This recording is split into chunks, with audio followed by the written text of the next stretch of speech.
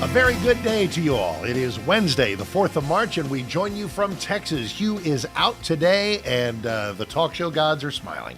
There are all kinds of things going on around the world, obviously. I think you know why they call it the Department of War now, don't you? Defense was lovely. Defense is part of the gig. But when it's time for war, you need a Department of War, and boy, do we have one. So we're going to talk about various trouble spots around the world, talk about various conflicts, including one of the ones that we may be about to have right here in my state of Texas. Listen, we've got all kinds of things going on, a big slate of guests, all kinds of people to talk to.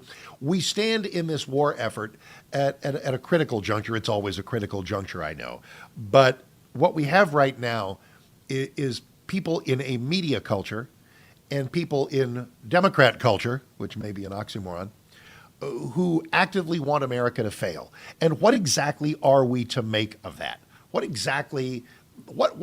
I've reflected with people about this. I've thought about it in my own mind. What do I want of the Democrat Party when a Republican president and the military that is at his command, as commander-in-chief, when they are going about an operation that they disagree with, they are completely entitled to their disagreement. Their free speech rights, their First Amendment rights, give them the latitude to speak up about that. But just because you can do something doesn't mean you should do something. And I just have to tell you that if the tides were turned, I always try to be Mr. Consistency on this. If a Democrat president were going about deploying American troops in some way that I didn't approve of, well, first of all, I'm a media guy. We talk for a living, so I would have an opinion or two. But if I were in actual Congress, I don't think I could bring myself to be part of a war powers resolution to instantly interrupt something that was just days underway, unless, and again, it's not apples and apples. This is a Trump operation. It's completely well-founded. It is completely justified. It is completely sensible, and that doesn't mean everybody has to like it, but there's a solid foundation for it. I suppose in my imagination, I could envision a Democrat president doing something that I just thought was horribly reckless, which they say they do about this, but they're just provably wrong. And they've proven it by their own rhetoric over the years. You have Democrat after Democrat after Democrat and Trump-hating Republican after Trump-hating Republican who has said many, many, many times, the Iranian leadership has to go. It is good for the Iranian people to have self-determination. The world will be a safer place when the mullahs are replaced in Iran. So now we're doing that. And so what's the problem? The problem is Trump did it. The problem is that Trump did it, and orange man bad. Orange man bad. And when that is guiding your thinking, when something that you know in your heart and in your brain is good suddenly becomes bad because of your TDS, man, it is time to look in the mirror. It is time to check yourself and just think a second and third time. So we have all of this laid out before us, and meanwhile, in the actual war zone, we are sinking boats with submarines. Have you seen us sink an Iranian boat with a submarine? First time since World War II. We're doing all. It's funny because, in a way, this modern era of warfare is a very modern era of warfare. So many drones, and I know a lot of people are saying, the war's never been won with just with air superiority. That's true. Meaning, in the old world, that at some point you got to kick in with some boots on the ground. I don't know that is. I don't know that that's true these days with drones. I mean, haven't we all read 47 articles that say that drone warfare? It's not going to supplant or completely replace the notion of boots on the ground, but there's a long list of strategic things that we are able to do with drones that make boots on the ground not necessary in a wide variety of scenarios. So as we take a look at the long list of successes that we have had just in the opening days of Operation Epic Fury, can we maybe have, just excuse me for a minute, can we maybe not urinate on it for a while? Can we maybe sit tight on that for just a little bit? Listen, if any Democrat says, I've heard people, and this is what drives me additionally crazy. They say, I hope for it to succeed. I pray for it to succeed, but I don't think it will. Orange man bad, Trump's doing it. He's a liar. He's a nincompoop. He is corrupt because he's doing it. I just know it's going to be terrible. Hakeem Jeffries the other day, dragging us into war that is doomed to fail. Doomed to fail? Is that what an American says with our armed forces on the ground, or in the air, with our armed forces deployed? Is that what an American properly says? Is that the right thing to say or do? Pete Hegseth this morning, let's do this. I got a couple of highlights about what's going on here in Texas, Cornyn and Paxton, and I got to tell you something. Trump may be about to make an endorsement. I'll tell you who it's likely to be. And no matter who it is, it's going to be an earthquake. We don't have earthquakes in Texas, but for this, we're going to come close. Because no matter whom Trump would endorse in a Cornyn versus Paxton race, it's going to be a big shiv in the ribs of somebody, and I don't know how that's going to go, so we'll see. But anyway, I believe it was cut 12. Dwayne has a moment of Pete Hegseth this morning at the Department of War. I get it. The press only wants to make the president look bad, but try for once to report the reality. The terms of this war will be set by us at every step. As I said Monday, the mission is laser focused. Obliterate Iran's missiles and drones and facilities that produce them, annihilate its navy and critical security infrastructure, and sever their pathway to nuclear weapons. Iran will never possess a nuclear bomb, not on our watch, not ever. And this is why President Trump's moral clarity on Iran today is so vital. Unlike the past, where vague red lines and endless negotiations let Iran fund terror and inch ever so slightly toward a bomb, this president sees the threat plainly and acts decisively. No more half measures, especially when Iran is at its weakest. No more letting Tehran play for time while our people pay the price. His leadership ensures that we finish what we start and that we protect our warfighters by crushing the enemy before they can strike again. Our offensive operations, refined through months of relentless preparation, are unstoppable. And our defensive efforts are unprecedented. So that line at the beginning of Secretary Hegseth saying, I know what happens in the media, if a drone sneaks through and we have a moment of tragedy like you're going to have in wartime, it's front page news. This led Caitlin Collins, so get ready, of CNN to ask Caroline Leavitt, is it the position of this White House that we're not supposed to cover, troop deaths? And they went back and forth for a couple of minutes. Isn't part of the story. We're not doing it to dishonor them. Yes, you are. A hostile media culture and a hostile Democrat Party is holding up these 6 precious lives that we've lost. And there will be more. I'll tell you there will be more.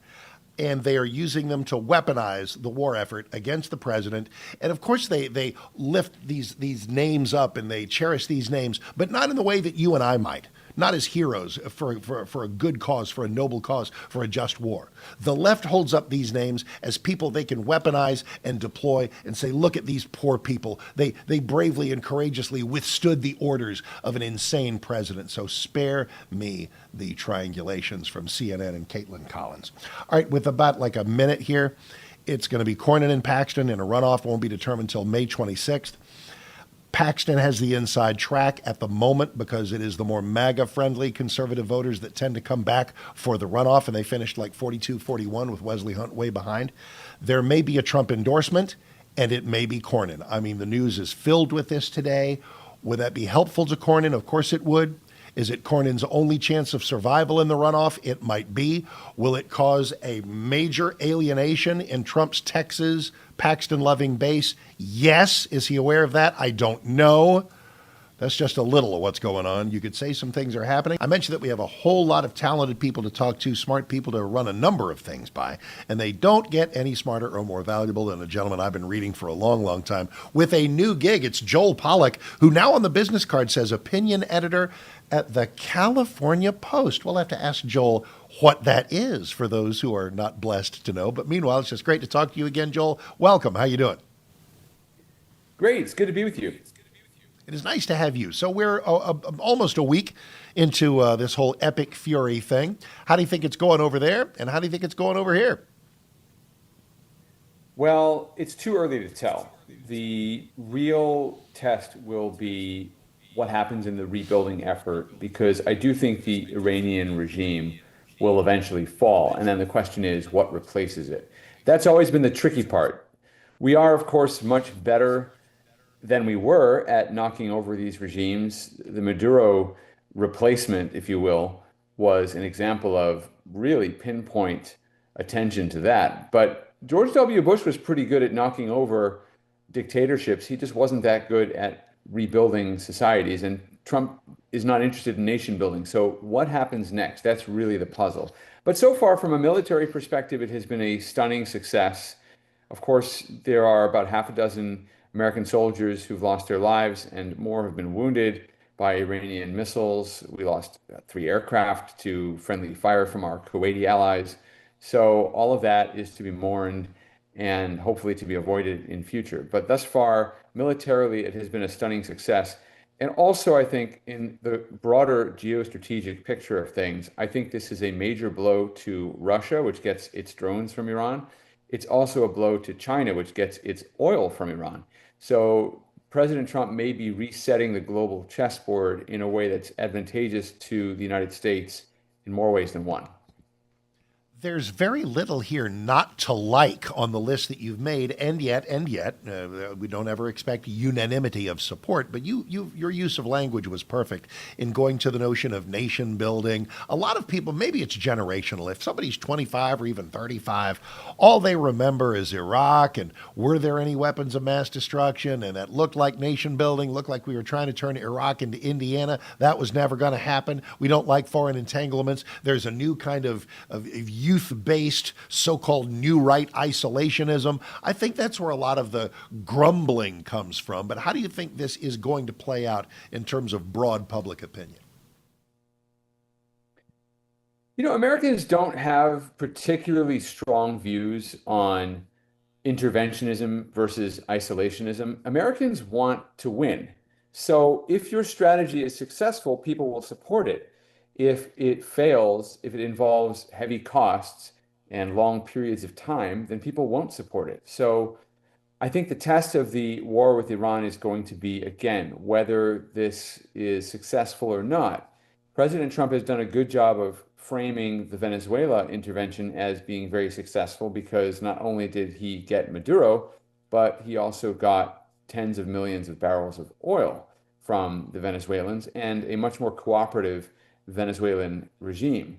With Iran, there is a possibility that you could see a transition to a stable government, perhaps a democratic government, but at any rate, a stable government that is not constantly trying to attack its neighbors and plant terror cells all over the world and launch missiles against Israel and perhaps even Europe, maybe eventually the United States.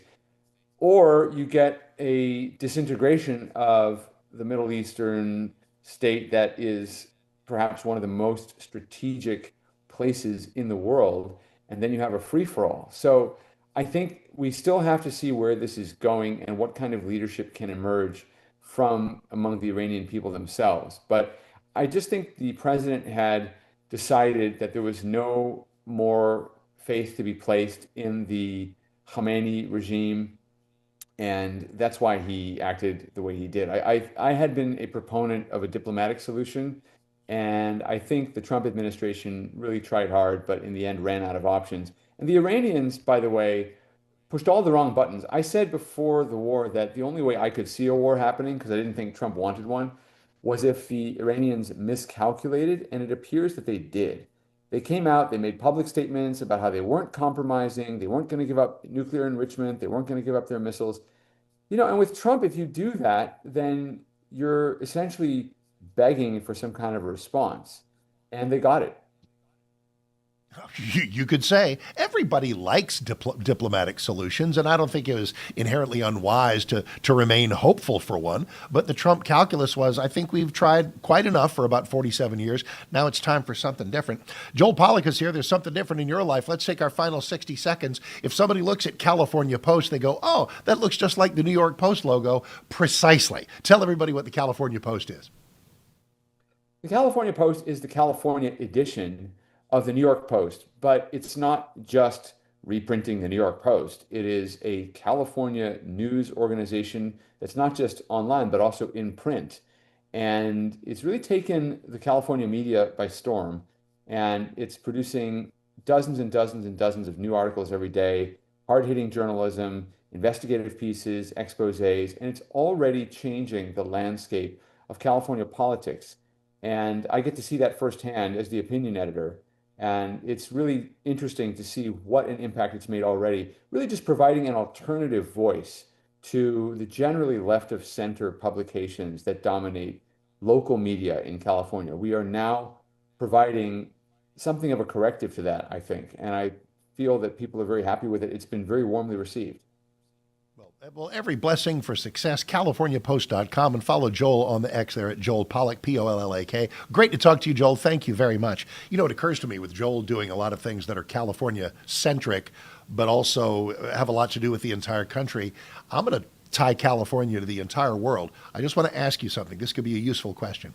Can you imagine a troubling moment like this around the world and Gavin Newsom is president of the United States? Or how about another Californian, Kamala Harris? Thank God Trump won. Thank God Trump won. Thank God Trump won. President Trump started holding just within the last hour kind of a planned meeting on this general subject of energy and having enough energy sources to fuel AI, et cetera, but with a few things going on around the world. Dwayne went and got a clip of the roughly minute and a fraction of President Trump talking about the very, very latest from Iran. It's cut 14.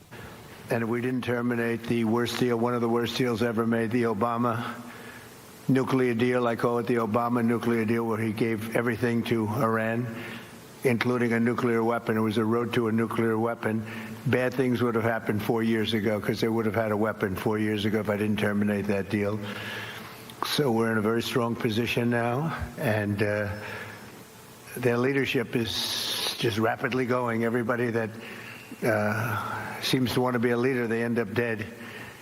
And it's an amazing thing that's taking place before your eyes, because for 47 years we were pushed around, and we shouldn't have been. And I think I can say, and you see it as well as I do, you see the tremendous progress that's being made. Their missiles are being wiped out rapidly. Their launchers are being wiped out. They're attacking their neighbors. They're attacking their, in some cases, allies, or not so long ago allies. And, you know, it's really a nation that was out of control, and they would have used it on us if we let them, if we waited any longer. Everybody that wants to be a leader, they wind up dead. Tying a bow around it there with President Trump at the White House just in the last hour. No, the White House this morning, I played earlier at the Department of War, Pete Hegseth, Secretary of War, talking about how, you know, if we are going to have some lives lost, you guys in the media, you're going to weaponize it. It's going to be front page news. This led Caitlin Collins to pick a fight with Caroline Leavitt and say, oh, do you guys just, you don't want us to cover such things? It did not go well for her. This is cut number 4. You just mentioned that the president is going to attend the dignified transfer for these families. Given what Secretary Hegseth said this morning, is it the position of this administration that the press should not prominently cover the deaths of U.S. service members?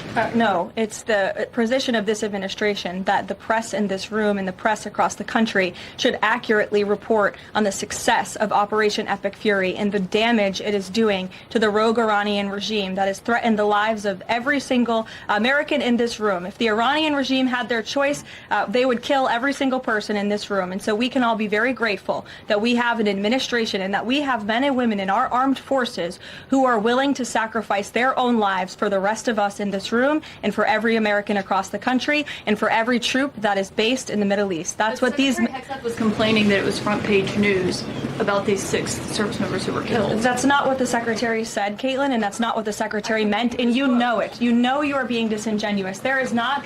We've never had a Secretary of Defense who cares more. Drones get through or tragic things happen. It's front page news. I get it. The press only wants to make the president look bad. Yeah, as you know, we cover the deaths of U.S. service members under every president. The press does only want to make the president look bad. That's a fact. Especially you. No, listen to me. Especially you and especially CNN. And the Secretary of Defense cares deeply about our war fighters and our men and women in uniform. He travels all across this country to meet with them, to connect with them, and your network has hardly ever probably reported on that. You also had the chairman of the Joint Chiefs, Chairman Kane, who's a brave patriot, standing alongside the secretary at the Pentagon this morning, again expressing his condolences to these families. And I just told you that the President of the United States will be attending their dignified transfer. So please, that's not making the president look bad. That's showcasing that. We expect you to cover that as you should. We expect you to cover that as you should, Caitlin. But you and your network know that you take every single thing this administration says and tries to use it to make the president look bad. That is an objectable fact. I don't think covering troop deaths is trying to make. If you're trying to argue right now that CNN's overwhelming coverage is not negative of President Donald Trump, I think the American people would tend to agree, and your ratings would tend to disagree with that as well. Okay, reporters would do well to rethink before walking into the Caroline buzzsaw. And look, everybody knows what's going on here. Any network can say, look, we're just covering these lost American lives. We're paying tribute. We're just making it a part of the story. My dog knows that when CNN or MS Now, or whatever they're calling themselves now, offers up these names, that they are portrayed in not a way that's condescending, but in a way that's meant to weaponize them against Trump. Look at these brave Americans victimized by his bloodthirsty, sloppy instincts. You know that's the context in which this dominant media culture refers to those fallen heroes. Mark Davis filling in here from thriving DFW, and we are awash in topics. And it's funny, Operation Epic Fury is like one subject with 12 different subsets of things we can talk about and people we can talk to. What a pleasure it is to go to the Reagan Institute. Roger Zackheim is its director. Roger, pleasure to meet you. Hi, Mark Davis in for you. Good day to you. Mark, thanks for having me. Great to meet you. My absolute pleasure.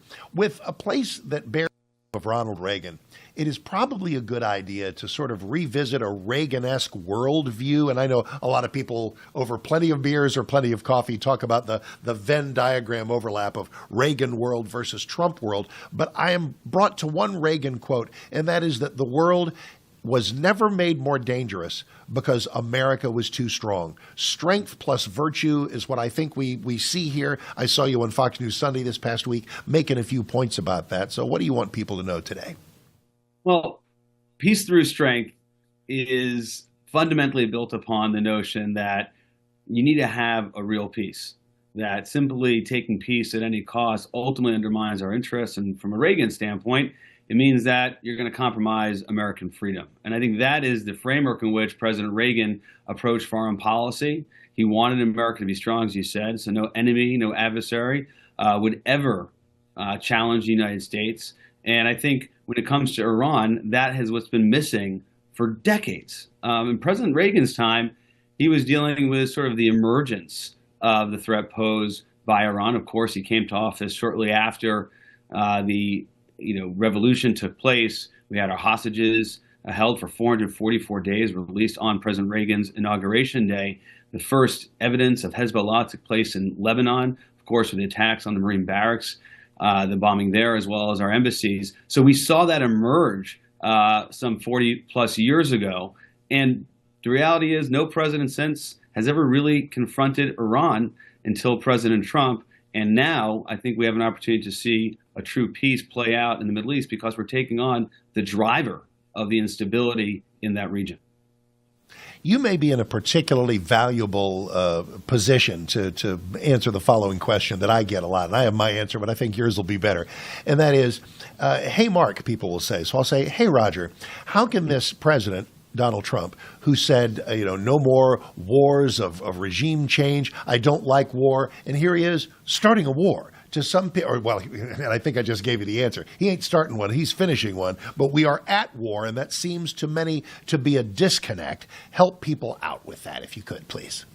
Well, I think what you heard for a decade plus after Iraq and Afghanistan, the wars in Iraq and Afghanistan, Republican and Democratic presidents have said we don't want forever wars or endless wars.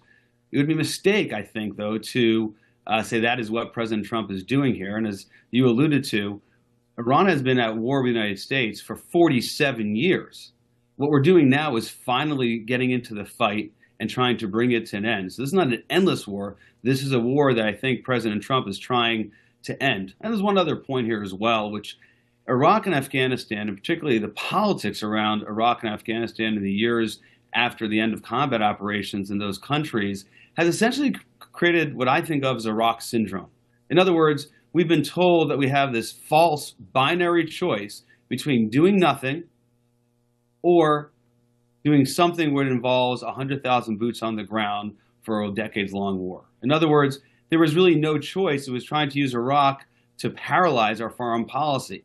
What President Trump has done really since January of 2025, since he came into office, has blown up that Iraq syndrome and demonstrated to the American people that we could affect events in the world. We could engage our military to drive outcomes that benefit America's prosperity and American peace by engaging our military. It doesn't have to result in a long Iraq or Afghanistan type operation. We might not have expected that to come from President Trump when he ran for office, certainly the first time or even this go around, but that's the impact and a broader standpoint of what he's doing in Iran right now with Operation Epic Fury and the Midnight Hammer Operation Absolute Resolve in Venezuela as well. Americans are learning to win with their military again and understand our military can do great things without sort of being bogged down in an endless conflict. That is superbly put. Because somewhere between isolationism and quagmire, somewhere between the inertia and forever war, is a quick strike, a brief operation that is so successful and so concise and so effective in its brevity that it hits a reset button for the entire region that is of benefit to the region, of benefit to the world, and of benefit to America. Why is this so hard? Well, I think our elected leaders have told us this for a decade plus, that that's the choice. And so the American people have come to think of any time we engage in military operation, it's going to have to be this endless conflict. And there's another level to this as well. You know, you look at our amazing military personnel, the operations that they're carrying out right now as we speak, what took place in June of 2025 with Midnight Hammer or the Operation Absolute Resolve in Venezuela. What our military is able to do is best in class. There isn't a close second in the world. That's what people in uniform want to be known for, that they are the best military the world has ever seen. They don't want to be people that are simply sort of applauded and looked as victims because they got wounded in combat. Of course, our society should be sympathetic, should be supportive, should support whatever therapy and needs the military has, but the military is not fragile. These are the strongest, most capable fighting men and women the world has ever seen. That's what they want the citizenry in this country to know them for. And frankly, that's what the world is seeing right now as we talk during this operation. Roger Zakheim, thank you so much, and thanks for being with us, and thanks for everything you do at the Reagan Institute, at Reagan Institute on X, and at Roger Zakheim, Zakheim, there on X. So just check all those good people out, keeping the name, the concept, the beliefs of Reagan alive. If you want to start a conversation, what would Reagan think of Trump? If Reagan's walking around today, and I can't pretend to know a detailed answer of that, but I'm old enough to remember Reagan with clarity and still coherent enough to understand what's going on with Trump. Are there stylistic differences? To be sure. But as far as the goal overlap, I think I've used Venn diagram like 3 times just in this first hour. The Venn diagram of overlap between Reaganism and Trumpism, peace through strength, making sure that our foreign policy is something that involves American interests first. And that doesn't mean America only. It means domestically and internationally doing things that benefit what we now have roughly 350 million Americans. Mark Davis Show. I do some excerpts here of the little shindig I do each morning here at 6:60 a.m. The Answer in Dallas, Fort Worth. And you can find those on Mark Davis Show on Facebook and on Instagram and even TikTok. So that's how to keep track of me. And we're keeping track of you as we progress. If there's something you want to toss into the mix at 1-800-520-1234, we'll make some room for you between the valuable guests that we're talking to and the clips that we're playing of things that have happened today. Let's go back to the Department of War this morning. This is cut 7. When a lot of people are asking, what's the objective? Is this really working as well as everybody says it is? Here is your Secretary of War saying we essentially control Iran's fate. Sure, Iran will still be able to shoot some missiles and still be able to launch one-way attack drones at civilian targets. And their proxies will attempt to attack our embassies, bases, and soft targets. They are terrorists, after all, and they need to target civilians. because they can't fight toe to toe. But we will find them and we will kill them. This is what the fake news misses. We've taken control of Iran's airspace and waterways without boots on the ground. We control their fate. But when a few drones get through or tragic things happen, it's front page news. I get it. The press only wants to make the president look bad, but try for once to report the reality. The terms of this war will be set by us at every step. As I said Monday, the mission is laser focused.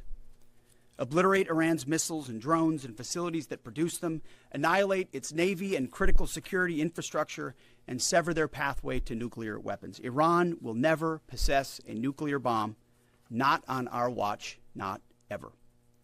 And this is why President Trump's moral clarity on Iran today is so vital. Unlike the past, where vague red lines and endless negotiations let Iran fund terror and inch ever so slightly toward a bomb, this president sees the threat plainly and acts decisively. No more half measures, especially when Iran is at its weakest. No more letting Tehran play for time while our people pay the price. His leadership ensures that we finish what we start and that we protect our warfighters by crushing the enemy before they can strike again. Is it impossible for people to come at this objectively? Let me give you a little exercise in that as we wrap up this first hour with 2 to go here on the Hugh Hewitt Show. Mark Davis filling in. Nice to meet you if we haven't met.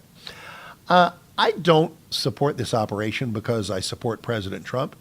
I don't support this operation because I'm a conservative. I don't support this operation because I'm a Republican. I support this operation because I have eyes and a brain stem. The world is safer today than it was a week or two ago. There are benefits on top of benefits for doing this. And if people don't see them, I think they're willfully blind because they either hate Trump, they're in the Democrat Party, or they're in the media, or a globalist at the UN, or something like that. Let me put that to the test in the next hour. Keeping track of a number of things in a number of places. Obviously, we have things to cover, continue to cover, and we're going to, with regard to the war front and what's going on the home front and the Middle Eastern front. But also, just before, in the 2 hours before we're done, President Trump has been hosting an energy roundtable, and we played a little clip of him talking about the latest from Iran. And obviously, we're very Iran heavy, very heavy on the portions of news that are coming from that. But we may, here on the day after what I gave you a little bit of a lesson about here in my state of Texas about the Cornyn versus Paxton race, Trump may be about to endorse Cornyn, and that will be uplifting to the Cornyn fan base. It will be dispiriting to the Paxton fan base. It will be alienating to, I want to say, the majority of Trump voters in Texas. And I don't want to say he doesn't care about that. Everybody cares about everything, but there are no solutions in life. There are trade-offs, and if Trump is willing to do this, he obviously believes that Cornyn will be every bit the loyal soldier that he has been so far in Trump 2.0, and we'll see how that works out. But we're seeing how a lot of things work out. Let's see how things are working out over at the Strauss Center, the Strauss Center for International Security and Law. Simone Ledeen is there. Simone, Mark Davison for you. Welcome. It's so nice to talk to you. Hi. Hi, thanks. It's great to talk to you as well. So I've been taking a look at various things that you've been tweeting and the things that you've been putting up there, and you have a Newsmax appearance on various things. I like to ask the very, quite literally, as we're bombing people, 30,000-foot level question of your assessment of these opening days of Operation Epic Fury through the lens of your daily pursuit of stories that are of interest to you. Sure. Well, I had the privilege of serving in the first Trump administration as the Deputy Assistant Secretary of Defense. So I have a sort of a particular lens through which I'm looking at all this. I find this these opening days of this campaign to be remarkably successful. I'm so impressed by our military and our partnership with the Israeli military and what they're accomplishing. I think I was listening before the show to the press conference that Secretary Hegseth and General Kane gave earlier today, talking about the particulars of this military campaign and how really they've been focused these last few days on taking out the immediate threat of the ballistic missiles and also these one-way drones, which both of which have the attacks have reduced significantly. I think they gave percentages that were everything above 50%. Everything's been reduced over 50%, which is fantastic. That's what's been killing people across the region. So now, given they've mostly removed that threat, and certainly the air and missile defense on the Iranian side has been taken out to a very large degree, they're expanding their operation, they're expanding their campaign to now include not just standoff munitions, but munitions that they can drop from overhead. They don't have to be a long distance away. And that will really be helpful in increasing the, how precise these munitions can be. These are very precise munitions now. The standoff ones are a little less sometimes. So that also reduces the risk of civilian casualties, which is incredibly important in this type of a campaign where our government wants to encourage, and they've said publicly, they're encouraging the Iranian people to eventually rise up against the regime. That would be the best scenario, and the likelihood of that a week or two ago was probably close to zero. The likelihood of it now is exponentially greater. What do you think, especially with Pentagon service in your background, what kind of flexibility might the president and Secretary Hegseth need on this 4 or 5 week time frame they put out? As soon as I heard that, I started to take calls on my own show from people saying, is that a commitment that we're totally done in 4 or 5 weeks? Absolutely not. That's not the way war goes. Give us some of your thoughts about that. It's the oldest quote in the world that no battle plan ever survives the actual battlefield. So your thoughts about, I'm not asking you how long it might go, but just your thoughts about when people make estimates on how long it might go. Sure. I am absolutely not I don't like to predict those things. Sorry. Sorry to you and the audience. I think that they are hoping for 4 to 5 weeks, and that is what the plan is. But as you say, plans change. I have heard a number of folks, I'm sure you have too, saying it's going faster than we thought. I think that was Secretary Rubio who said that yesterday. That's great. If true, that's fantastic. There's also something called military deception, which plays a role in war, and we're seeing that as well. There was a video shared on social media yesterday of, I don't know if it was us or the Israelis bombed what we thought was a helicopter, but it was actually the shadow of a helicopter painted into the ground. These are things that militaries do. This is pretty common, actually. So there'll be more of that. Assessments that are made from the United States and from Israel, from outside of Iran, will change once we get closer and we're able to see what we were right about, what we were not right about. And the enemy also is not destroyed right now. They're shifting. They're clever. And we're seeing them protect different sites, move certain things and certain people to other locations, and we'll see how that plays out. I've seen reporting. I haven't seen it validated yet, but I've seen reporting that some regime elements have been moving to schools and to hospitals. We saw Hamas doing that during the Gaza war with Israel, and this is something that, the Iranian regime is a terrorist regime. I don't need to tell you. So the terrorists this is one of the things that they do. They want to draw fire to civilian locations, so then they can turn around and say, oh, look at the evil Americans, bombed a school, bombed a hospital. It just happened to be their new headquarters for their military operations, but let's leave that part out of the announcement. So that's something that, unfortunately, I'm sure that our leaders have planned for that.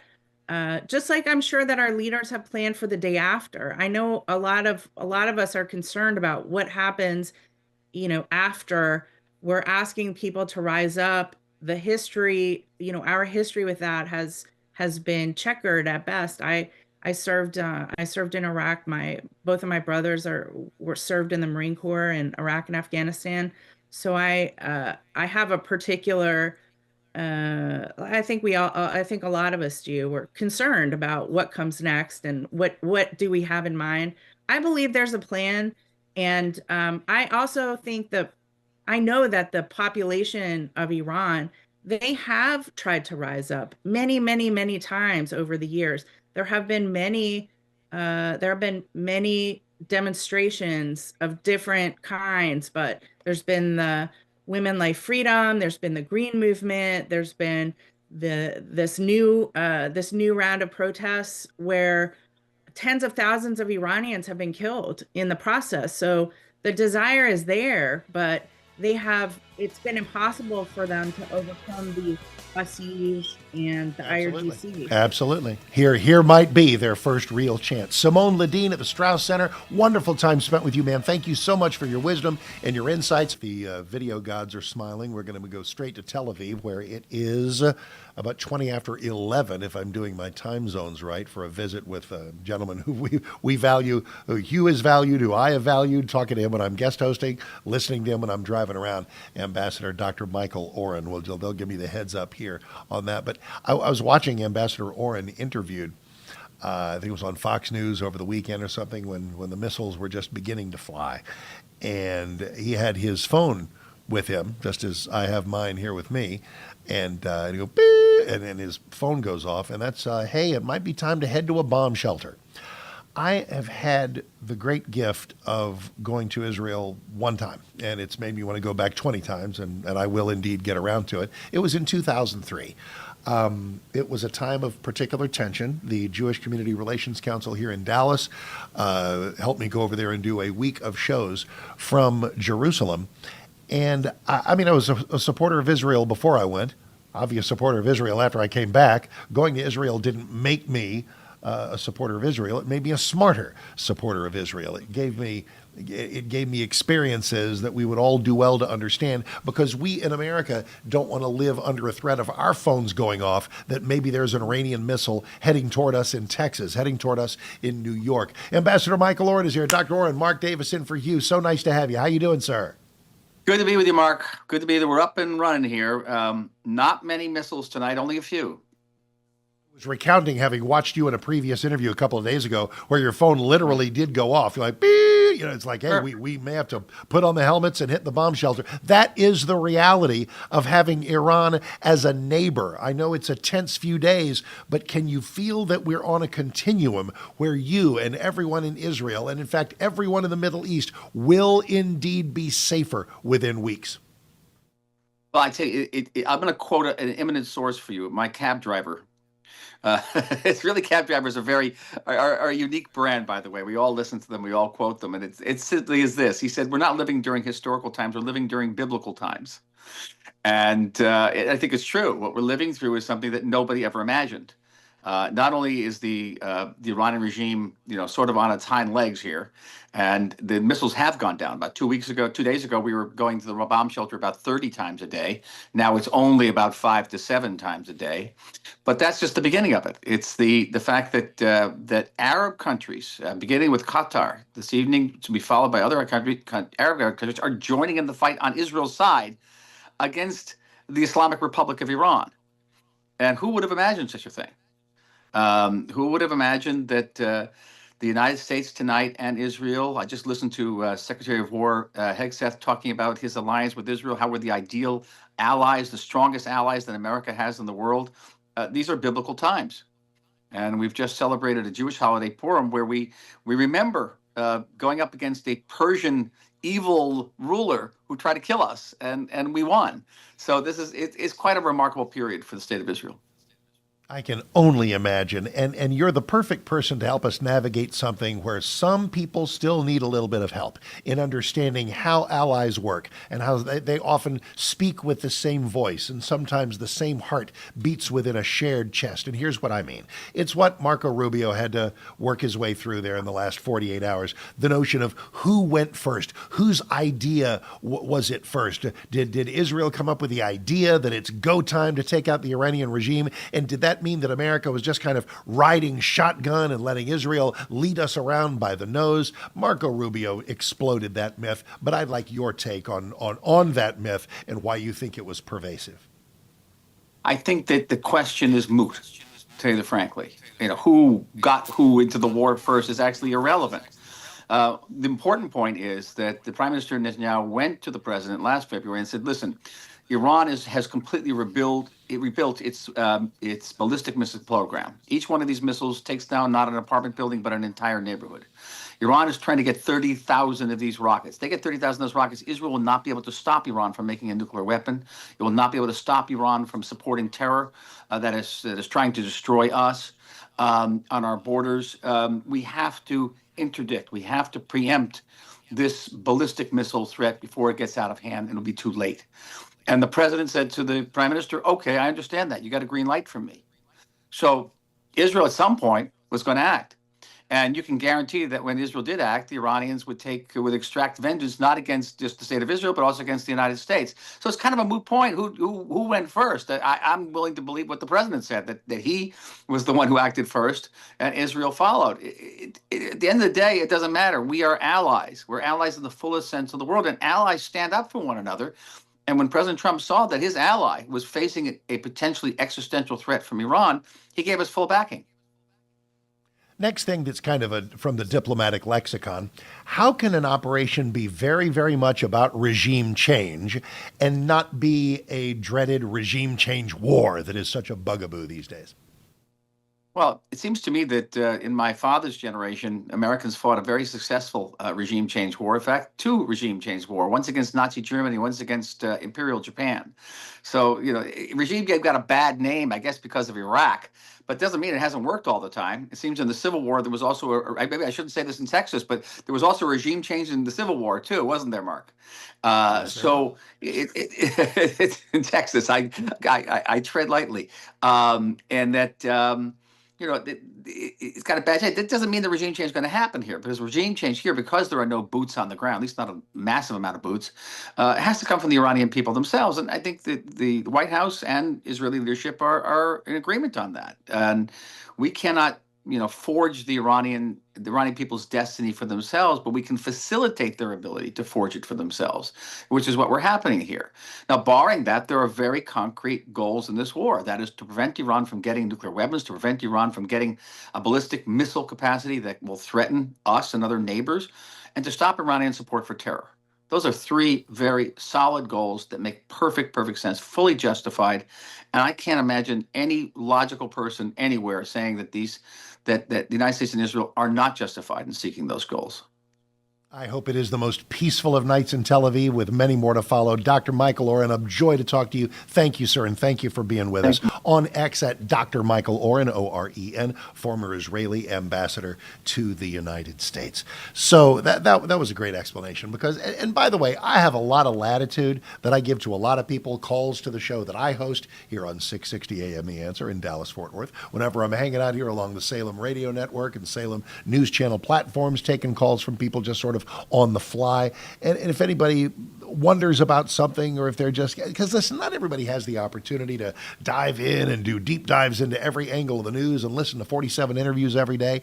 And if somebody did get sort of hogtied around this notion of, was it preemptive? Was there something that was about to happen? The thing I want to leave you with in this segment, there did not need to be a finger hovering above the button, or an Iranian mullah with a finger poised above the button to justify this operation. This was an operation whose time had come. There's a break whose time has come, and then more of your thoughts and more guests and more things to talk about when we come back. Hughes back tomorrow. Mark Davis in with you today, morning host of 660 AM The Answer here in Dallas-Fort Worth, where you find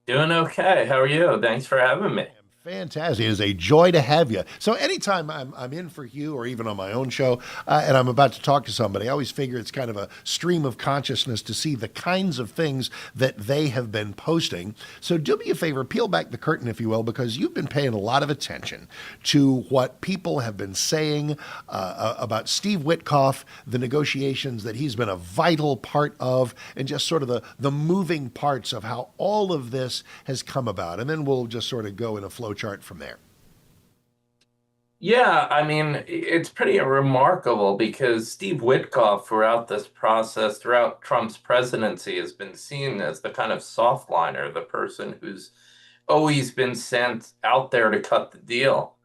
So it's kind of surprising for him to say that when he sat down him and Jared Kushner sat down for their meeting with the Iranians, that was right before Trump made the final decision to authorize the attack. That in that meeting, the Iranian negotiators apparently came in and said that they had enough enrichment to make 11 bombs, and that they didn't want to give up enrichment, and that's their starting point.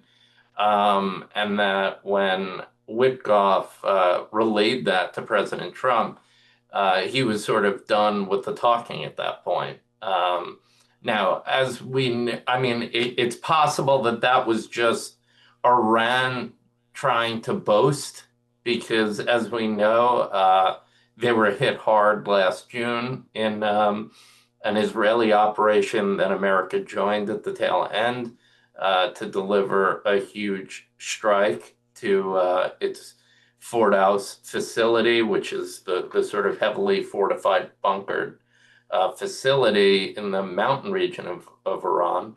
And so, Trump had said it was obliterated. So it's quite possible that both things are true, that it was deeply devastated, but that Iran was at least boasting that they had all of this material. Maybe it was material that they had hid somewhere that was previously enriched, or perhaps they were just lying to just sort of act, defiant. But either way, it sort of clearly demonstrated to Trump that there was no cutting a deal with them, that no deal would be a deal that would be something that Trump was prepared to live with.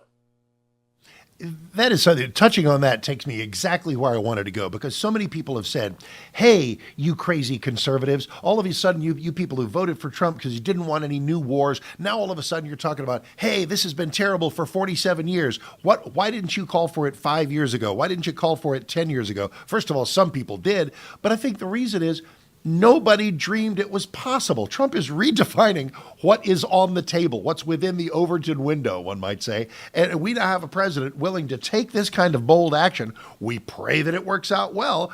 I think every American should hope that it works out well. But what is your thought about my brief riff there on the notion of people who have suddenly been brought to an appreciation for interventionism? Yeah, I mean, look, I think that a lot of stuff that Trump said a lot of different things. And I think if we back up sort of to where conservatives were late Obama era, after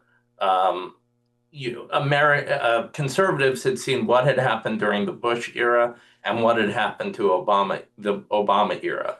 And Trump clearly didn't like either approach. He didn't like the sort of vast wars where we were stuck there for decades. It cost trillions of dollars, and we tried to do democracy promotion and nation building. He was clearly not on board with that. But clearly he thought that Obama was let America be stepped on all the time. And so he clearly was talking about, bombing the blank out of ISIS. He was talking about waterboarding terrorists. He was no sort of Buchananite on foreign policy. And I think people took some of his criticism of Iraq war and sort of dumb, endless, forever wars, and assumed that he agreed with the sort of non-interventionist, restrainers, isolationists, Buchananites, whatever term you want to give them. But people thought that he was on the same page as they were. But Trump, I mean, you could go back to even before he was a candidate for anything, talking about how Iran couldn't be allowed to get a nuclear weapon. He was very critical of Obama's negotiations with Iran and the deal that was cut with Iran. He said many occasions Iran could never get a nuclear weapon. And what happened clearly, I think Marco Rubio the other day did a good job of sort of succinctly explaining what the issue was here that prompted the action. It's not necessarily that right now they were weeks away from a nuclear weapon, but the issue was that they were building up their ballistic missile and drone program. And he, according to what Marco Rubio said, they were building 100 ballistic missiles a month, whereas we could only produce 6 or 7 missile interceptors a month. And so what their plan was to build up a vast arsenal of ballistic missiles and drones that they could use as a shield to effectively grant them immunity to go back to rebuilding their nuclear program.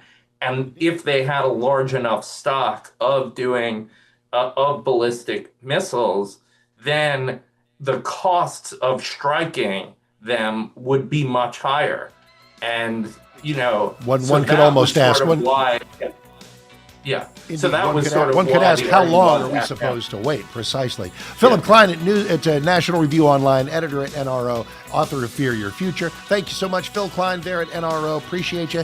And we're going to come back, talk a little bit. There's some breaking news. The Senate has failed to pass a war powers resolution. Details next. Mark Davis in for Hugh Hewitt, Salem News Channel, Salem Radio Network.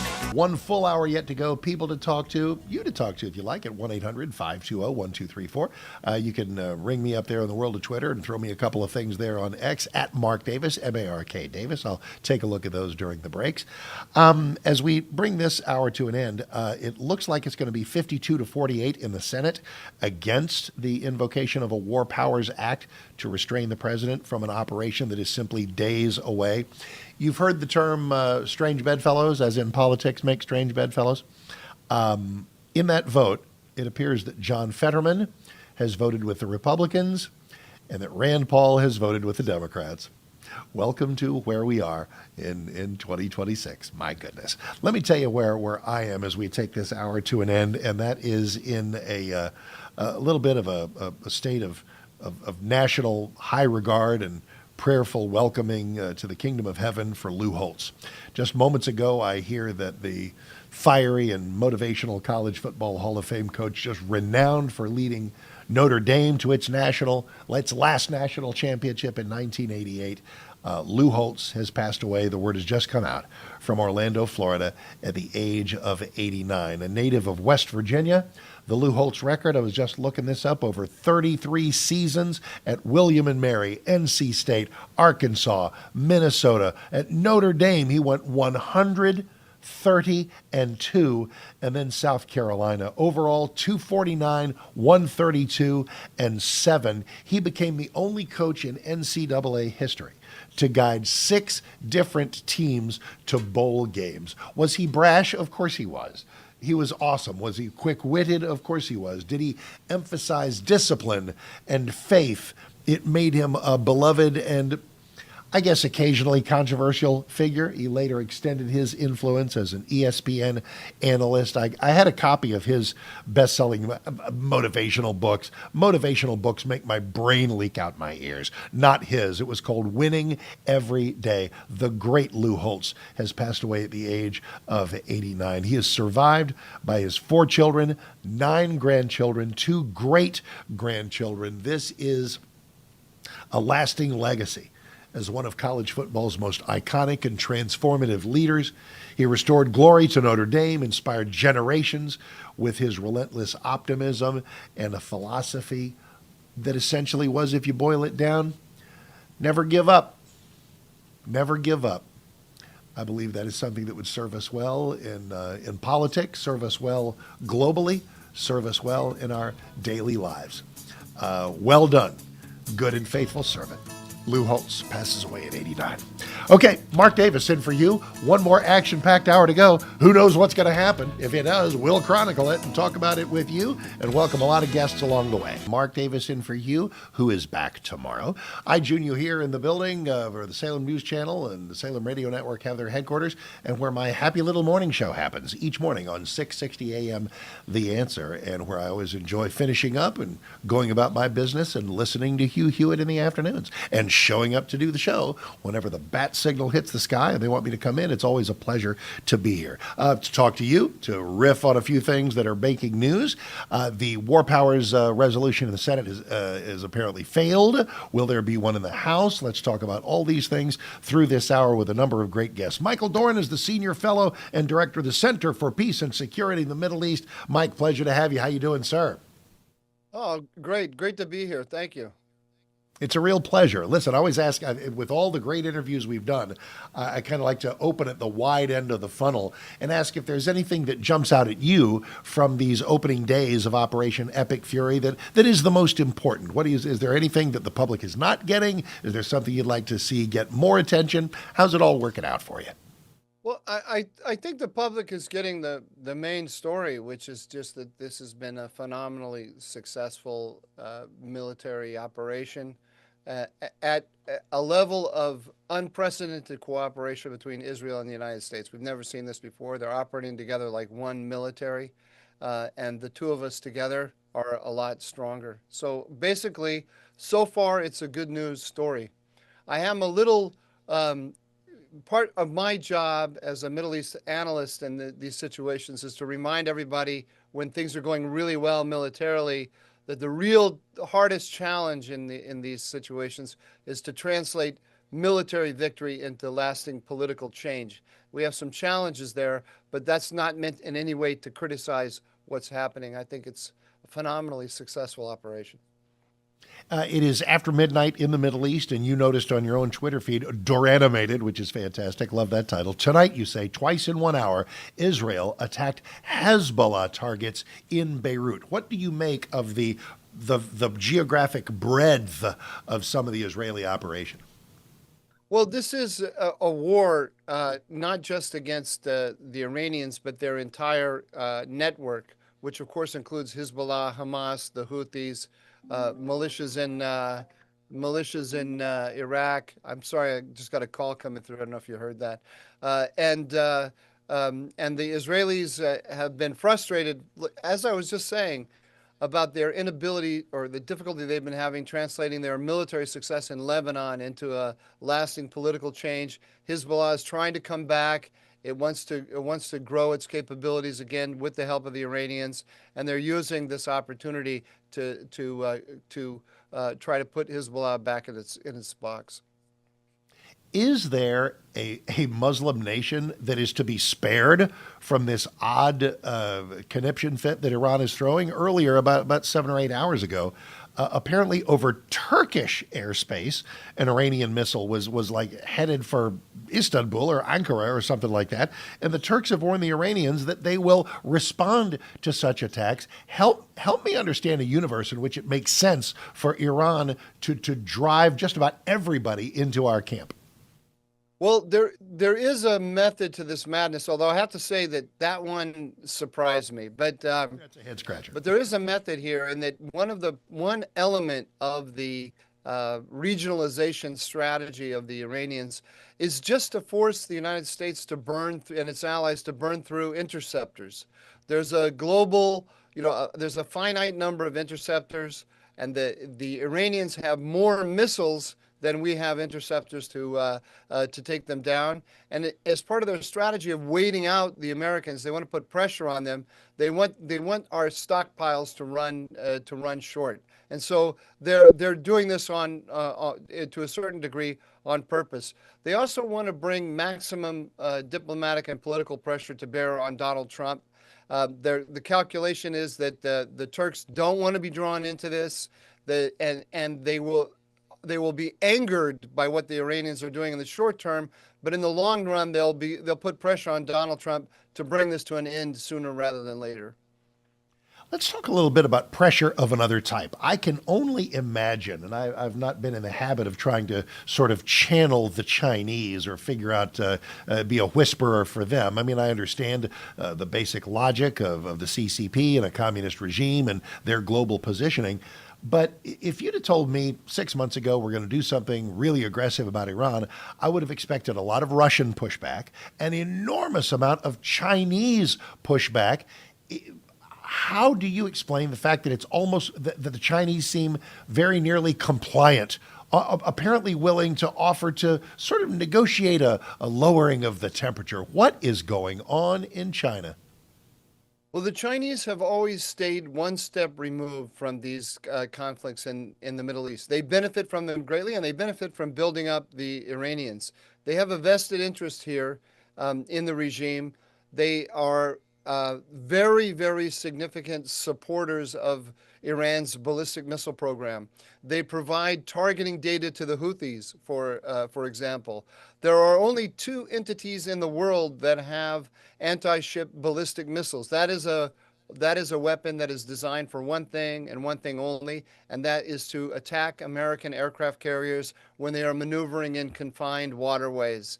And those two entities are the Chinese and the Houthis. And so they're following all of the Houthi activities very closely. They're supporting them through the Iranians with component parts for the missiles and some of the chemicals needed to build solid fuel propellant and so on. So the Chinese are there in the background.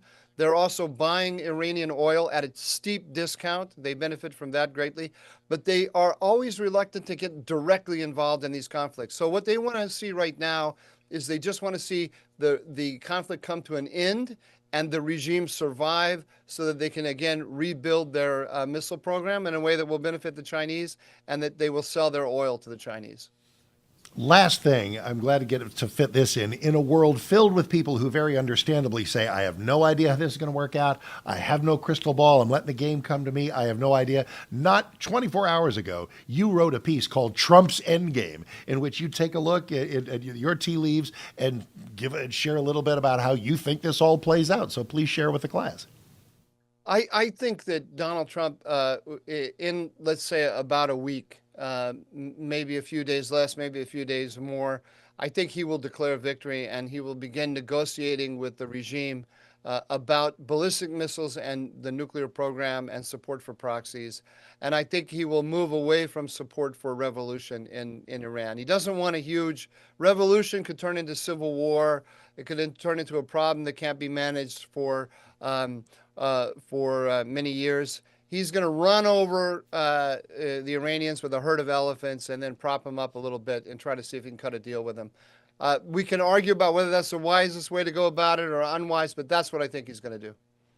Well, there are no solutions. There are only trade-offs, and that may be less satisfying to the gut than hanging in there and watching American flags and Iranian flags as they build statues to Donald Trump. We may get to that point, but what you've described, I think, may accentuate the positives and eliminate the negatives, as the old song lyric goes. Mike Doran, thank you so much. Thanks for all you do. Pleasure to spend time with you today. Thank you, sir. Thank you.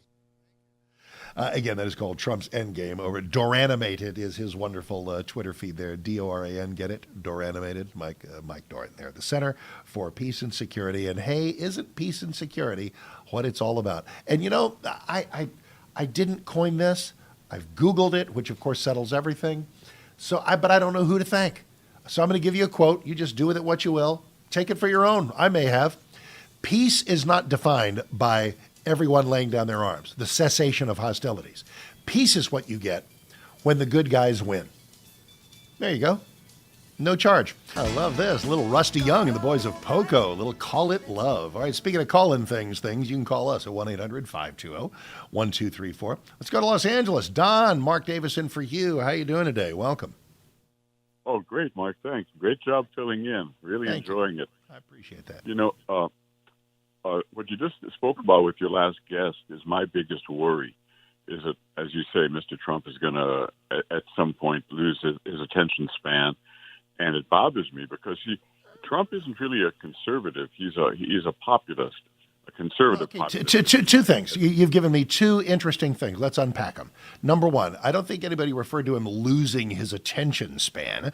I believe it was the notion that within about a week, that he will begin to move to the next phase, looking to avoid being in a quagmire 6 months from now, and say, all right, let's get transactional. Let's see if there's a Delcy Rodriguez in Iran somewhere, a Venezuelan reference to finding somebody that maybe we can deal with. Maybe that'll work. Maybe it won't. So point number two, not a conservative, but a populist. That's too binary. He's clearly a conservative, but with a populist flavor that makes him different than a William F. Buckley. But anyway, proceed. Take the ball and run with it. What else you got? Well, I think populist with him is more the noun and conservatives the adjective, but not the quibble. It's just that he tends to be populists of both left or right tend to be panders and demagogues. And I think he's a little too worried now about fire from his far right.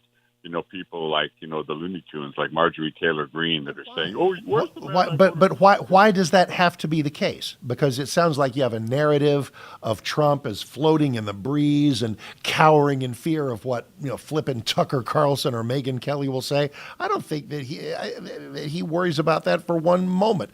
Why would it not be the most plausible notion? Kind of like Occam's razor, the simplest explanation usually works, and I think the simplest and most sort of Trumpian explanation is that this is what he's decided he wants to do, so he's going to do it. Why not just take that at face value? Well, I sure hope you're right, because I think that it doesn't make any sense to start this and then not finish it to its end. Here in L.A., we got a huge Persian Iranian population. They're literally dancing in the streets, waving flags, thinking they're going to be able to go home again and see their families. And you build up all these expectations. The whole thing, remember he said the whole thing was to stop these guys from slaughtering their people in the streets in great big bleeding bunches. Yeah. The Iranian people can't rise up unless they get the means to do it. So I hope he has a plan to get them the means to do it so we don't have to go in with boots on the ground in an expeditionary force type way. Indeed. But Don, thank you. Very well thought out. Much appreciate it, and thanks for your view. And in fact, it really does present an interesting dichotomy. What is the definition of success? What does it look like like with any war? What is winning even? That's why the war on terror, bless its heart, and I don't mean that derisively. I thank God every day for the sacrifice. I know a lot of people who gave their lives in Operation Iraqi Freedom, a ton of people who, for this noble cause, gave their lives. They went there and didn't come home. And we honor their service. God has welcomed them as heroes. The country is better. The world is better for their sacrifice. We were never going to turn Iraq into Indiana. It became clear after a few years of the so-called war on terror that there was going to be no signing ceremony on the deck of the USS Missouri where terror showed up to sign a surrender papers. Al-Qaeda wasn't going to do that. So that's why Trump essentially won that war too. The definition of victory in the war on terror was where we got to a point where they weren't sawing our heads off in the desert anymore, where Al-Qaeda and Islamic Jihad and ISIS were no longer in the headlines. And we got there. We got there. I think that's the closest definition to victory that you could have in what we called the war on terror. Now, this is an actual war. It's against an actual opponent with actual uniforms, with real weapons. We're shooting at them. They're shooting at us. So what does success look like? How do you, what's the exit strategy? Everybody's looking for an exit strategy. Is it a month or 2 months from now with some first phase of workable solution? Is this something that's going to take some time, or do we just have to stay pedal to the metal until we have some Jeffersonian figure leading Iran, whether it's this Reza Pahlavi who's like begging, he's knocking on the door saying, I'm ready, put me in, coach, I'm ready to play. I don't know what I think of this guy. Jonathan Schanzer at the Foundation for Defense of Democracies, wonderful guy, wonderful guest, said that maybe he gets to come in and be the monarch, kind of like, King Charles, where somebody else with some governmental experience gets to be the prime minister. Just a thought. All righty, we are in LaPorte, Texas, and Ron, that is you. Mark Davis in for you. Welcome. Happy Wednesday. Hi, Mark. Thank you for taking my call. Hey, so I kind of look at this a little bit different than what I'm hearing even people in administration saying, and a lot of very, very intelligent people tend to look at this as isolated pieces of a puzzle. Okay, I think they're trying to apply history to it, which you can't do with this president. I think that if you look at what the president has done, even started in his first term, but much more now in the first year of his second term, that he has looked at NATO, got them to step up. He's looked at, or he's made changes in Venezuela. He's made the approach with Greenland, and we've solved that. Mm-hmm. If you start to look at what he's done now, and with Iran now, it is a much, much bigger picture. He is making the world safe. And people saying, well, what's the end game? Well, I think this is just another piece in that puzzle to what the end game is. I think there's great wisdom to that, because it's so easy to, and thank you, sir, it's so easy to focus on Iran. I think some of the most valuable points that anybody's made about Operation Epic Fury is how it's playing in Beijing. I mean, because obviously the Middle East is enormously important. The Pacific region that contains China and North Korea, I mean, Iran is where we are at war. China is where we really do not want to be at war. We'd hate to get to a point where there's something unavoidable, or even, one of our favorite phrases this week, a war of choice. So China roll on Taiwan. I think China's chances of rolling on Taiwan are a lot lower this week than they were last week. You know, you think that might be the case, that maybe in Beijing, the President Xi is thinking twice about any bellicose instinct that he might have had lately. And I don't pretend that this fixes everything and all the tin horns and all the tyrants and all the terrorists are just going to fall in line and become as compliant as puppies. Not at all. But a strong American president doing things decisively, so decisively that it makes some folks freak out for 10 minutes or a week. That's the definition of decisive.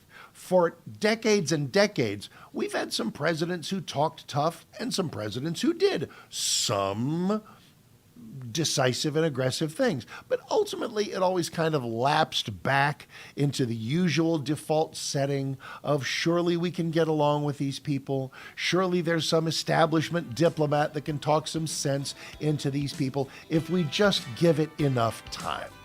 Well, the presidential judgment of the moment is we've given it enough time. I pray that he's right.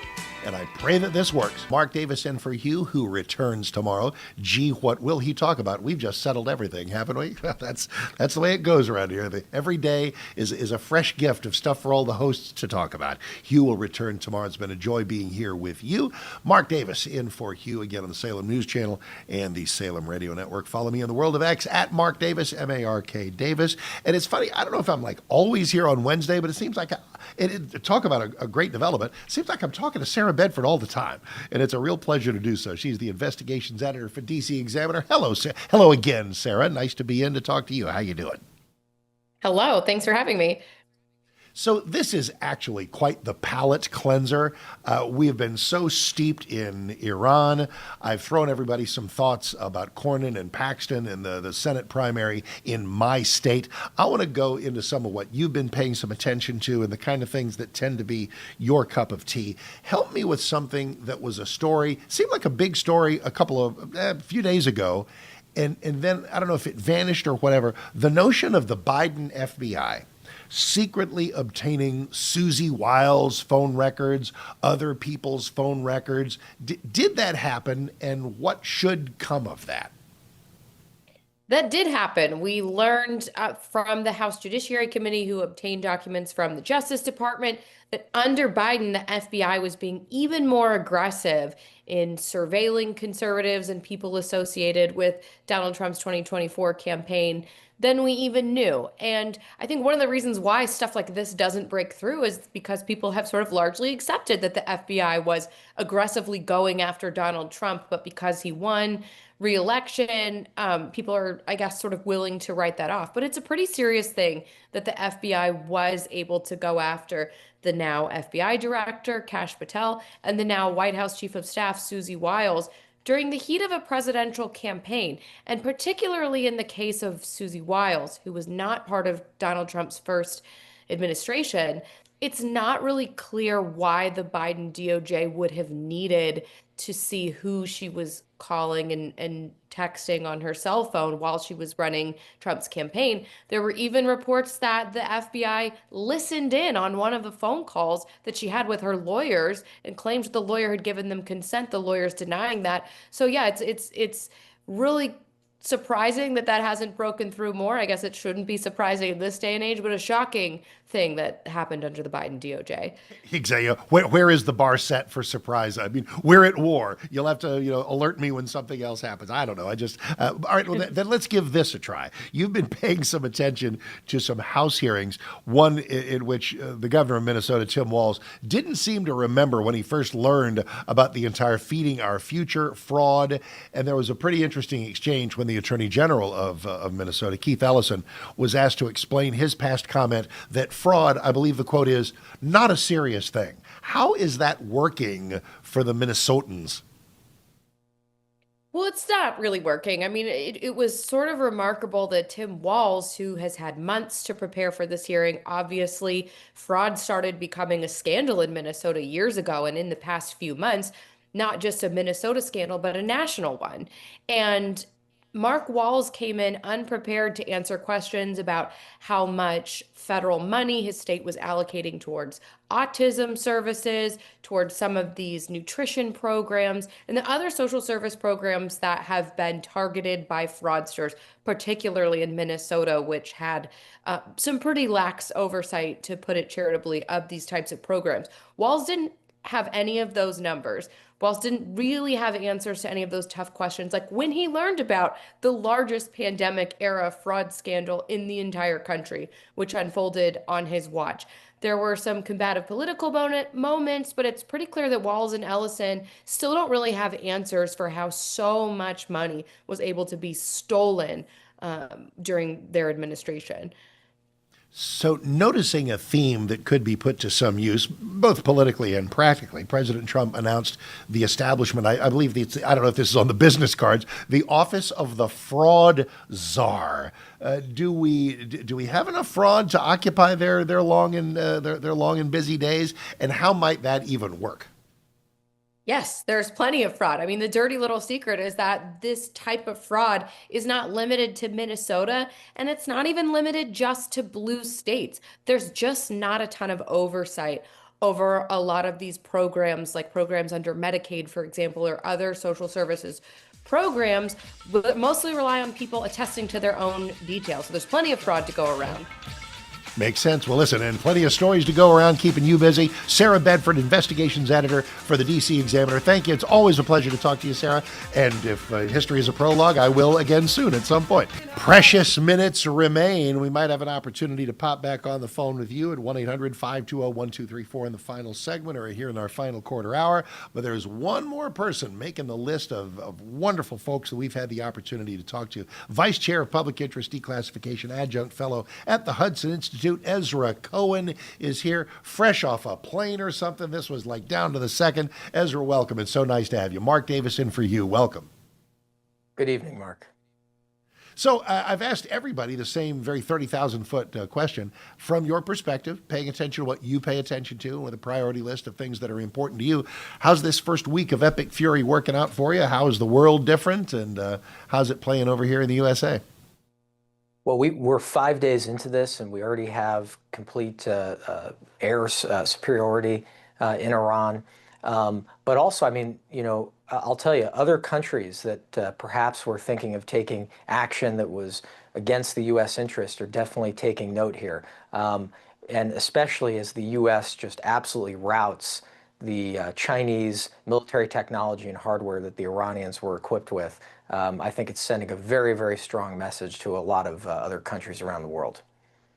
There's something really timely about you being here right now, because this is my second talk show of the day. I've talked to a lot of people. I've thought about a lot of things. I'm really in the mood to tie sort of a bow around things just for this calendar day. So help me out with this one. In a world where there are some people who seem isolationist, who didn't really want to do anything, and there are other people who are deeply concerned about a forever war, a quagmire, us being, boots on the ground, for years.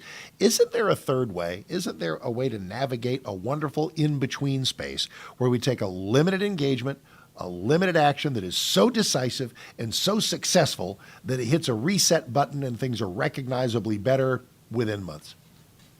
Well, this is President Trump's doctrine, right? I mean, everybody and all of these, commentators online wanted to put him in one bucket or another. I mean, either he's an interventionalist or, he's an isolationist. The bottom line is President Trump wants America to win, and he's only going to pick objectives that allow America to win. And we've seen this really from the beginning of his administration, whether, most recently the Maduro raid, but the strike on the nuclear facilities last summer. All of these are discrete, well-defined actions that based on, the best military advice he's getting from Chairman Kaine and Secretary Hegseth. And he knows that these are things that the U.S. is able to achieve and able to win. And, that's what he's focused on. So, I think you're exactly right. He's not, shooting for the moon or doing something unrealistic. He's just picking discrete, realistic objectives. And that's been his winning strategy, and he's clearly sticking with it here. I've had one crystal ball that yielded a scenario where as soon as maybe a week or two, President Trump sort of pivots. He doesn't pull out or say, okay, that's enough, but goes looking for maybe some element, how transactional he can be. Yeah, and I know the Delcy Rodriguez of Tehran is a tricky Venezuelan comparison because I don't think there is one, but just some way to get to a phase that says, I'm looking for ways to manage the next chapter and not have it happen in a year. Well, look, and this started at the end of President Trump's first term.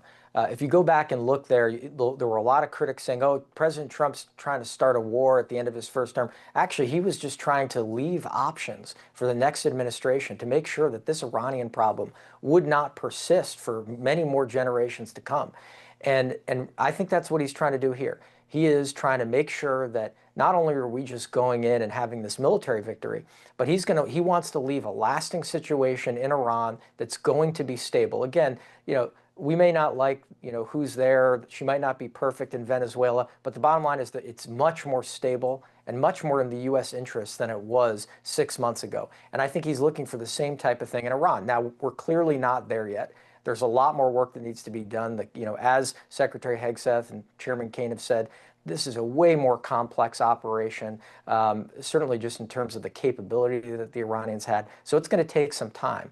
But the president isn't looking to create, another Afghanistan or Libya, right? He wants to leave a very, very stable, lasting situation where the U.S. can actually have, positive relations with the government that's left in place there. Ezra Cohen on Twitter, on X is Ezra A. Cohen. And in going and paying a visit over there, I found a little chunk that you posted of your conversation, I think just yesterday, with the BBC. Do you get a feeling of, and not that the BBC represents all of Europe or even all of the UK, how did that conversation go of the people who just really don't like Trump in this country, around Europe, in the UN, and blah, blah, blah, blah, blah? What kind of tone did they come at you with as you showed them a little bit of the logic that you're sharing with us? Well, the Brits like to be provocative. You just have to remain very calm when you're dealing with them. And I think they don't expect that from most Americans, but you just remain calm. Look, the Europeans, and especially the Brits, realized that they made a massive error. They thought that they were going to, cast doubt and really call into question President Trump's, the operation that President Trump is leading right now. They immediately regretted it, mainly because within, less than a day, the Iranians started striking British bases in the Mediterranean. They had, and the Brits, because they stayed out of it, stupidly, they had no forces pre-deployed there. They had nowhere to protect their bases. And, had they allowed the U.S. to pre-position and strike from Diego Garcia rather than having to fly all of these aircraft on these very long sorties from the United States, we may have been able to stop more of those one-way attack drones and missiles that ended up hitting British bases. So they really hurt themselves. I think they realize that now. At the same time, they're also getting, the Brits especially are getting pulled by Macron into his sphere of influence. It's not working well for them at all. You just yesterday on the same day retweeted somebody who floated a famous Churchill quote, "Never be separated from the Americans." Well, we are glad to be joined at the hip with you and everybody at the Hudson Institute. Thank you very, very much. It is Ezra Cohen. Pleasure spending time with you, sir. And our time together is about done. So I tell you what, as we wrap up this segment, and we got about 3-4 minutes to spend on the other side. Today's program has been just a glorious opportunity to talk to so many smart people and to talk to a good number of people who are smart out there in the listening audience. I hope to rise to that level of smartness and share a couple of things to, as I say, tie a little bow around this amazing day in history. But aren't they all? I have to tell you, my expectations were high, and they have been met and exceeded, and it has very little to do with me. Well, listen, the part that does have to do with me is I've had an absolute wonderful time being here, sharing space with you and this wonderful lineup of guests. Thanks, Danielle, for lining those all up, and it's a pleasure to hang out with Dwayne and Adam and Harley and put together everything from a production standpoint and to spend time with all of you. In fact, let's do one more call before we get out of Dodge here. We are in Los Angeles, and Bill, that is you. Mark Davis in for Hugh, and how are you doing this Wednesday? Hi, Mark. Born in Tyler, by the way. Hey, welcome. Yeah, as a former journalist, I don't see why Trump needs congressional approval to actually end the war that Iran started when it attacked our sovereign territory, the U.S. Embassy, in 1979, and still possesses it, followed by a half century of terrorism and acts of kidnapping and murder on American citizens. That's not starting a war. That's responding to a war-like stance by Iran. It's ending one after 47 years. Bill, thanks for conciseness, and which we're all kind of forced by because the clock is ticking. Thank you. You can get a conversation started in constitutionalist circles if you just float the proposition that the War Powers Act is, quite frankly, unconstitutional, that it hamstrings presidents, the definition of the presidency contains commander-in-chief. I guess we are less than comfortable investing in one guy, or soon to be one woman, I'm sure, at some point. Please let it be one I voted for. All that power to wage war. But we are surrounded by checks and balances. If a president were to just go off half-cocked and start some war that nobody liked, impeachment, the wheels of impeachment would roll really quickly and then might actually be deserved. So no president is unfettered by certain guardrails. So I don't know. I've never been an enormous fan of the War Powers Act, which everybody invokes. They have ever since 1973 when they put that thing on the books. And I guess it's designed maybe to make Congress feel good, make us all supposedly. I'm a big fan of the concept of Congress, especially the House of Representatives, 435 people elected every 2 years. You know, the closest to our lives. The Senate's every 6. It's a loftier pursuit. But I don't need 435 people to be consulted individually or collectively every time it's time to do something militarily. I know there are going to be presidents I voted for and those I didn't. Presidents I trust with this enormous responsibility on their shoulders and those that I don't. Right now we have one that I trust implicitly. I've trusted him to try to end this war. I trust him with Operation Epic Fury, and maybe others don't. That's called free speech and having the right to speak your mind. But in Congress, these war powers resolutions fail, as they have in the Senate. Can we please give this some time? It's worth it.